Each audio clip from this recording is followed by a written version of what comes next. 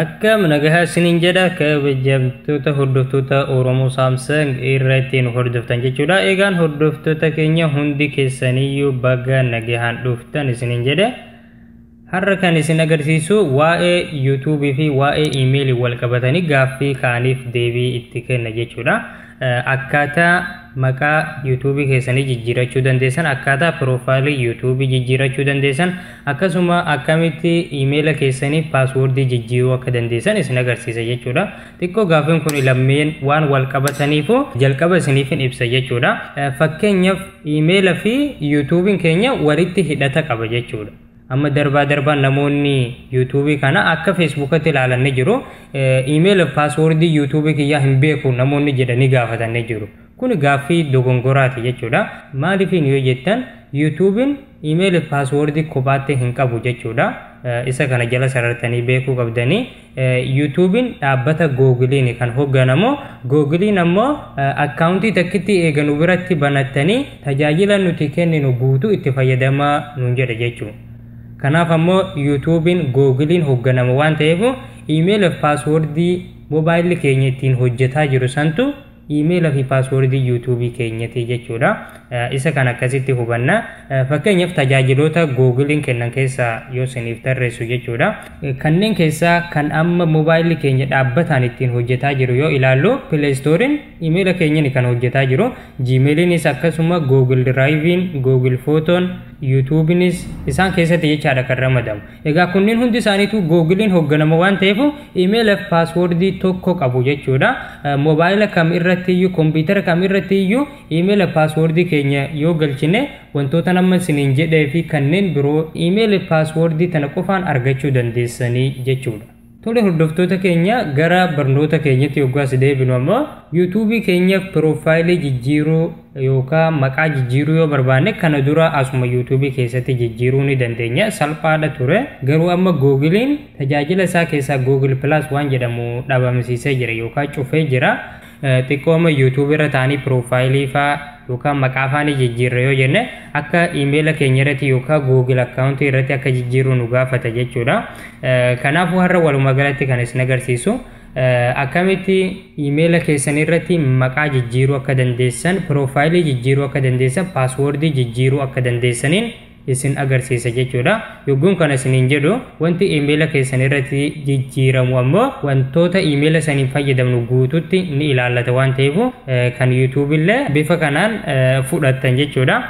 Jalqaba irratti warroonni haarofni gara chaanaalii Oromoo Samsungitti dhufaa jirtan baga nagahaan dhuftan isiniin jedhe. Chaanaala keenya irratti yoo hanga hamma hin galmaa'in jalqaba wanti gochuu qabdan bakka subscribe jedhu kana ni tuqtanii itti aansitanii fuulduratti mallattoo bell icon yookaan beeksistuu jechuudha. Isii kana irratti inni tuqtan jechuudha. Achi booda viidiyoon chaanaala Oromoo Samsung irratti fe'amu kallattiidha mobaayila keessan irratti isiniif dhufa waan ta'eef barnootni keenya osoo isin jalan dabarre nu hordofuu dandeessan jechuudha. Tole hordoftoota Oromoo Samsung email keenya irratti wantoota barbaanne yookaan waan jijjiiruu barbaanne tokko jijjiirachuudhaaf wanti gochuu qabnu jalqaba Google Chrome keessa seena jechuudha. Egaa Google Chrome keessa seenne www.google.com jenne bifa amma argaa jirtan kanaan barreessitu jechuudha.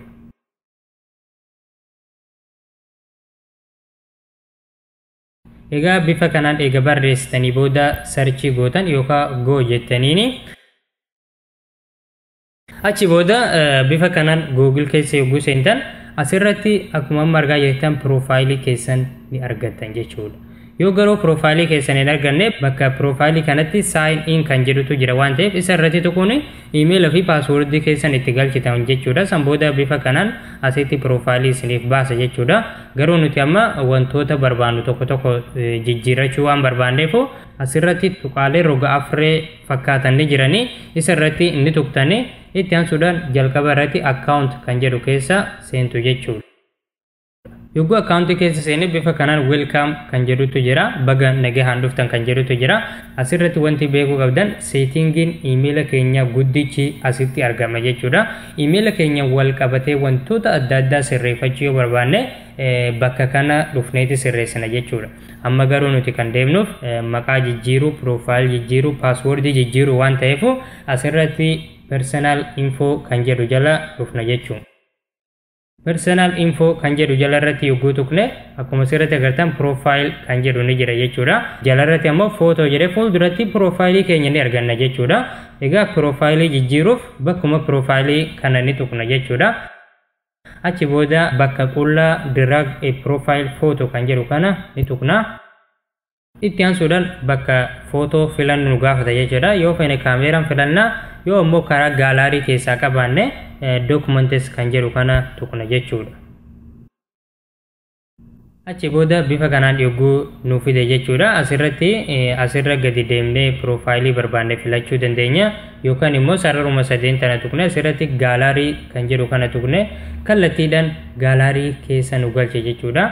Egaa gaalaarii keenya keessaa profaayilii barbaannu filachuu dandeenya jechuudha. Egaa profaayilii barbaannu filannee booda bifa kanaan nu fida jechuudha. Asirratti profaayilii san yoo feenillee crop gochuu dandeenya jechuudha. Bakka profaayilii godhachuu feenu san sirriitti egaa irra keenyee booda as jalarratti set as profile photo kan jedhu irratti tuqna jechuudha. Egaan hordoftoota keenya achi booda profaayiliin keenya jijjiiramee jira jechuudha.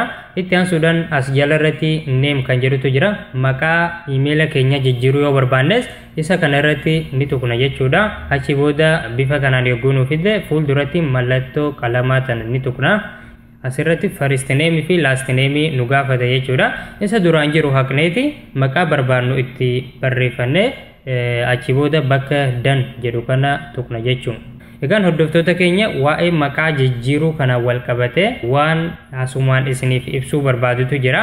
Maqaa jijjiiruun guyyaa 90 keessatti yeroo 3 qofa jechuudha, yookaan ji'a 3 keessatti yeroo 3 qofa kan jijjiiruun nuuf eeyyamu jechuudha. Warroonni amma amarra deebitanii jijjiiruuf yaalii gootanii yoo isin dide isa kana ni hubattan jechuudha. Ji'a 3 keessatti yeroo 3 qofa jijjiiruu dandeessan jechuudha.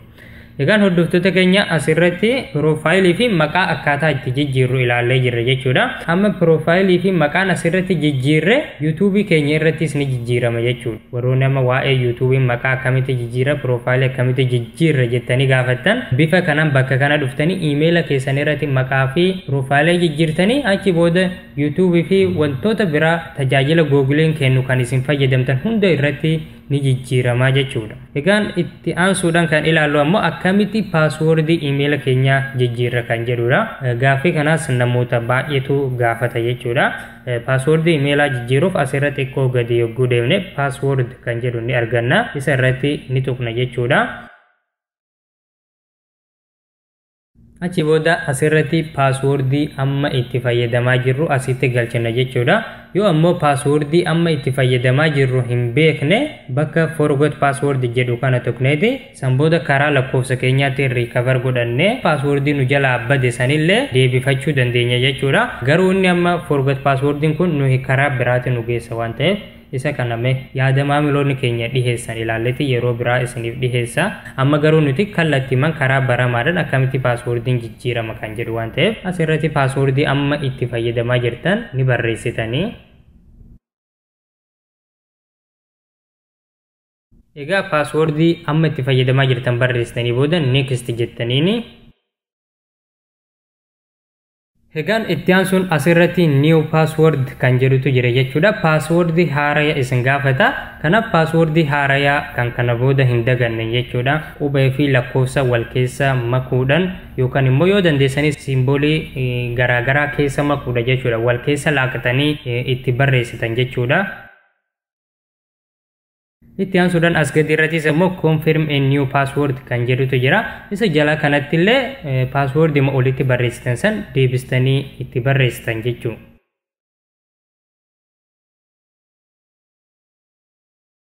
Achi booda change password kan jedhu kana tuqtanii itti aansuudhaan paaswoordiinis jijjiiramee jira jechuudha. Egaan hordoftoota keenya wantoota emaila keessanii wal qabatan bifa kanaan dhuftanii asirratti jijjiirachuu dandeessanii kanneen amma jijjiirre malee dabalata guyyaa dhalootallee akkasuma jenderillee jijjiiruun ni danda'ama jechuudha. Yoo feetan salphumatti keessa seentanii jijjiirachuu ni dandeessan jechuudha. Egaan hordoftoota Oromoo Samsung barnootni keenya guyyaa har'aa kana fakkaata akka irraa fayyadamtan abdiin qaba jechuudha. Akkasuma barnootni dabalata akka isiniif dhihaatuuf ammoo viidiyoo keenya like akka gootan akkasuma hiriyoota keessaniif illee akka share gootaniin isin gaafadha. Miidiyaalee hawaasaa irratti ammoo dhuftanii akka maamila keenya taatanillee isiniin affeera jechuudha. Karaa WhatsApp, karaa Telegram, karaa Facebook, karaa Twitter fi kanneen birootiin jechuudha. Bakka hedduun jira waan ta'eef linkiin isaanii description box keessa isiniif kaahama jechuudha. Irratti tuqtanii karaa feetaniin nu hordofuu ni dandeessanii yaada keessanillee karaa barbaaddaniin nuuf barreessuu ni dandeessanii barnoota keenya kan biraatiin hanga wal geenyutti nagahaan turaan isiniin jedha galatuuma.